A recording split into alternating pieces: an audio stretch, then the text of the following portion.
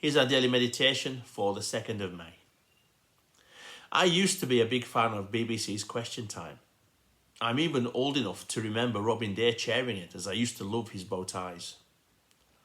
Speaking of questions, our verse for today answers one of the chief questions we have to ask as believers.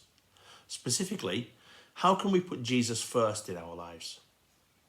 The verse in question is, of course, Matthew chapter 6, verse 33, part of Jesus' famous Sermon on the Mount, and it says this: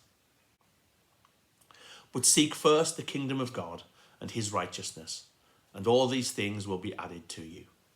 So how do we go about doing this?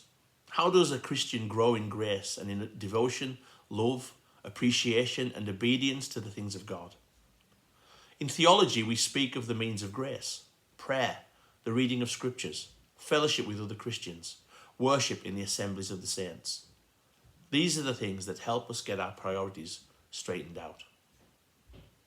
Note here that Jesus uses the term first to put a priority on certain things. See first the kingdom of God and his righteousness. The word first there means a little more in the original language. There's a weighty concept of chiefness of priority that is found in Jesus' command. And he's telling us to make this matter a matter of top priority. That's a matter of settling spiritual priorities, goals and habits into our lives.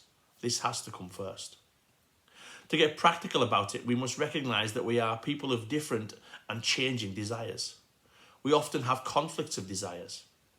All of us as Christians would like to be able to push a button and say, from now on, I'm going to make God first in my life. That works until something else becomes the immediate focus of our desires, and then we struggle to put God first in our lives. If we had God first in our lives consistently, we would never sin, but we do. And whenever we sin, it's because at that moment we would rather do something other than obey God.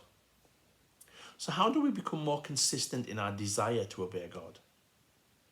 I would say one of the things we need to do is recognize our frailties and our weaknesses, and the fact that we do have an ongoing desire and inclination to sin, but that those desires for sin and for disobedience are not constant.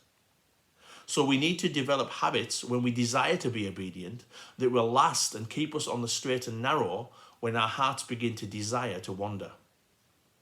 What are our priorities in life? What have we set out in our lives to support our desire to put Jesus first? May God help us in this. God bless.